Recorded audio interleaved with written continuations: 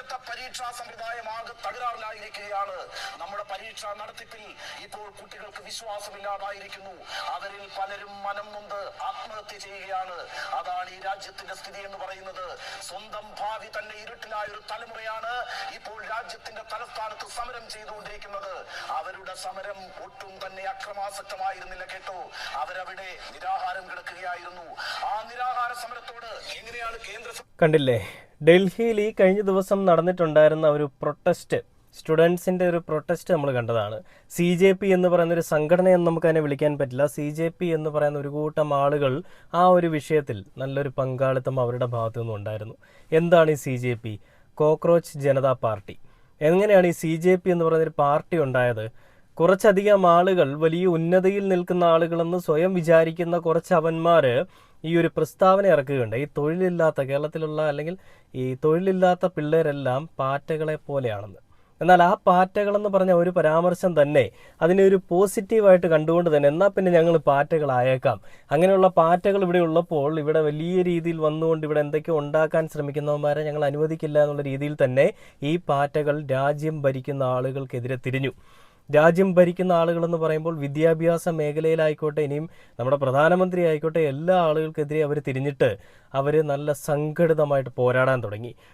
ഒരു വ്യക്തിയാണ് ഈ പറയുന്ന CJP എന്ന് പറയുന്ന ഒരു പ്രസ്ഥാനത്തിന് രൂപം നൽകിയതെങ്കിലും നിമിഷ നേരങ്ങൾ കൊണ്ട് തന്നെ, ഞൊടിയിടയിൽ തന്നെ ഒരുപാട് ലക്ഷക്കണക്കിന് ആളുകൾ ആ CJP എന്ന് പറയുന്ന ആളുകൾക്ക് വേണ്ടി അല്ലെ അങ്ങനെ പറഞ്ഞുകൊണ്ട് വരുന്ന സംഘടനയോടൊപ്പം ചേർന്ന് നിന്നു. ഇത് ശരിക്കും ഒരു പാർട്ടി എന്ന് നമുക്ക് പറയാൻ പറ്റില്ല. ഇപ്പോൾ DYFI, SFI അല്ലെങ്കിൽ KSU എന്നൊക്കെ പറയുന്ന പോലെ ഒരു പാർട്ടി എന്ന് നമുക്ക് പറയാൻ പറ്റില്ല.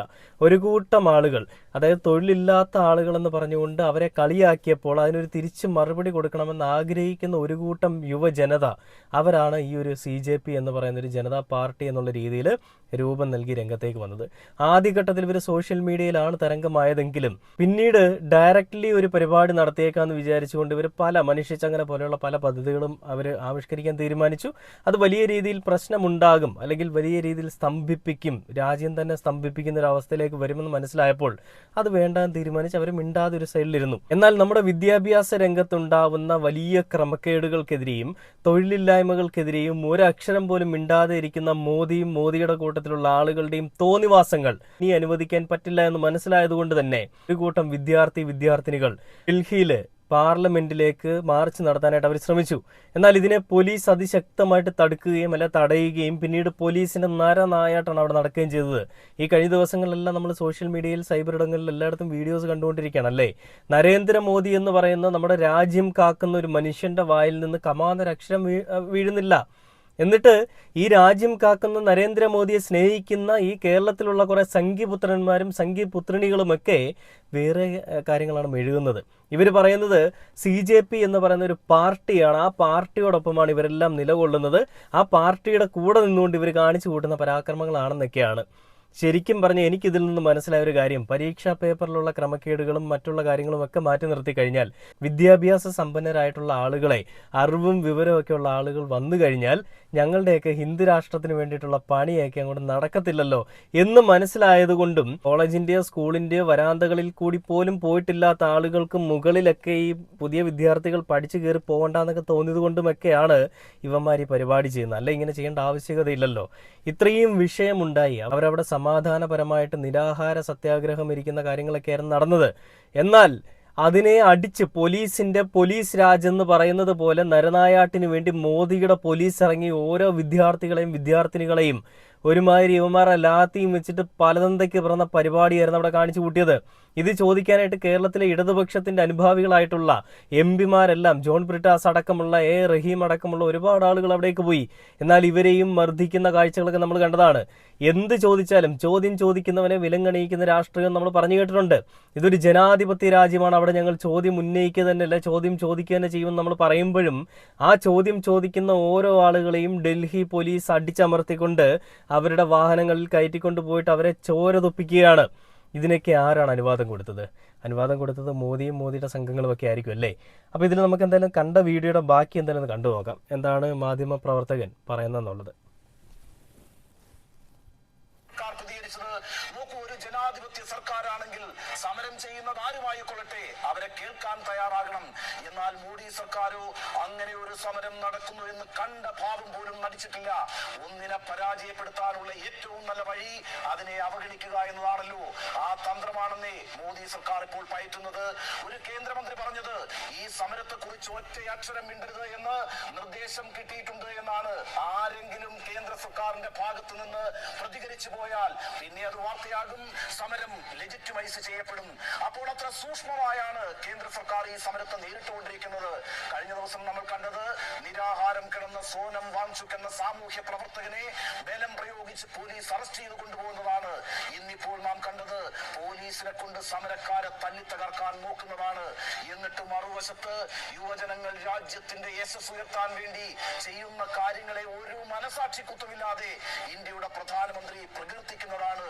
എന്തൊരു ഇരട്ടത്താപ്പാണിത്. പാർലമെന്റിന്റെ പുറത്ത് പ്രിയപ്പെട്ട പ്രേക്ഷകരെ, ആയിരക്കണക്കിന് യുവജനങ്ങൾ പ്രക്ഷോഭം നടത്തുകയായിരുന്നു, പോലീസിനോട് ഏറ്റുമുട്ടുകയായിരുന്നു, ലാത്തി കൊണ്ട് പോലീസ് അവരെ അടിച്ചോടിക്കുകയായിരുന്നു. എന്തൊരു വിചിത്രമായ സാഹചര്യമാണിത്. ഒരു വശത്ത് പ്രധാനമന്ത്രി രാജ്യത്തെ യുവജനങ്ങളെ വാനോളം പുകഴ്ത്തുന്നു, മറുവശത്ത് അദ്ദേഹത്തിന്റെ പോലീസ് തന്നെ അവരുടെ തലതല്ലി പൊളിക്കുന്നു. ഒരേ സമയം നമ്മൾ ഇന്ന് കണ്ട രണ്ട് ദൃശ്യങ്ങളാണിത് കേട്ടോ. അതാണ് നടക്കുന്നത്. ഒരു സ്ഥലത്ത് പോയിട്ട് നരേന്ദ്രമോദിജി യുവജനതയ്ക്ക് വേണ്ടിയിട്ട് എല്ലാം ചെയ്യുന്നുവെന്ന് പറഞ്ഞുകൊണ്ട് വലിയ മെഴുകലും, എന്നാൽ അതേസമയം മറ്റൊരു വശത്തേക്ക് പോയിട്ട് അവരെ തന്നെ തല്ലി തകർക്കുന്ന, അല്ലെ തല്ലി ഇവരെ ഇല്ലാതെയാക്കുന്ന പ്രവണതയുമാണ് കാണിക്കുന്നത്. റീൽസ് കുട്ടൂസ് എന്ന് പറയുന്ന ഒരാളെ നമുക്ക് എല്ലാവർക്കും അറിയാം. ഇലക്ഷൻ സമയങ്ങളിൽ വലിയ രീതിയിൽ സൈബർ ഇടങ്ങളിലൊക്കെ വന്ന് മെഴുകിക്കൊണ്ടിരുന്ന ഒരു സാധനമുണ്ട്. അദ്ദേഹം അല്ലെങ്കിൽ ആ പുള്ളിക്കാരി നരേന്ദ്രമോദിയെ പറ്റി പറഞ്ഞൊരു കാര്യമുണ്ട്, ഞാൻ ഒന്ന് കേൾപ്പിച്ചു തരാം. നരേന്ദ്രമോദി യൂത്തിന് വേണ്ടി കുറെ കാര്യങ്ങൾ ചെയ്യുന്ന, അല്ലെങ്കിൽ നാടിന്റെ വികസനത്തിന് വേണ്ടി കുറെ കാര്യങ്ങൾ ചെയ്യാൻ ആഗ്രഹിക്കുന്ന വ്യക്തിയാണ്. യൂത്തിന് വേണ്ടിയിട്ടും നാട്ടിലെ ജനങ്ങൾക്ക് വേണ്ടിയിട്ടുമൊക്കെ കുറേ കാര്യങ്ങൾ ചെയ്യാൻ ആഗ്രഹിക്കുന്ന വ്യക്തിയാണ്. അങ്ങനെ ചെയ്യുന്നൊരു വ്യക്തിയുമാണ് നരേന്ദ്രമോദിജി എന്നാണ് റീൽസ് കുട്ടൂസ് പറഞ്ഞത്. ഈ നിങ്ങൾ പറയുന്ന ഈ ന്യൂ ജനറേഷനിൽപ്പെട്ട പിള്ളേർക്ക് വേണ്ടി നരേന്ദ്രമോദിജി ചെയ്യുന്ന കുറച്ച് സംഭാവനകളാണ് നിങ്ങൾ കാണുന്നത്. ഇതിലൂടെയൊക്കെ ഒഴുകുന്നില്ലേ? നിങ്ങളുടെ നരേന്ദ്രമോദിജി കൊടുത്തുവിട്ട ഒരു ആഭരണത്തിൻ്റെ ചെറിയ ഇങ്ങനെ ഒലിപ്പാണ് കേട്ടോ. ആ ആഭരണത്തിൽ നിന്ന് അതിൻ്റെ സ്വർണം പൂശിയത് ഇങ്ങനെ ഒഴുകി ഇറങ്ങുന്നതാണ്.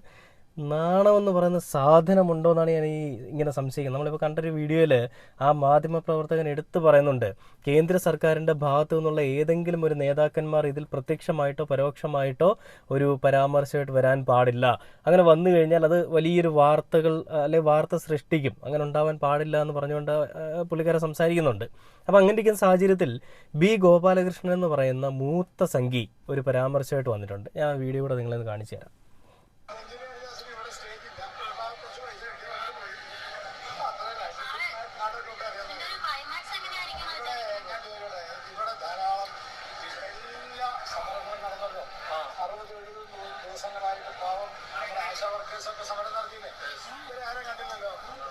സമരത്തോടുള്ള താല്പര്യമല്ല, പണത്തോടുള്ള ആർത്തിയാണ്.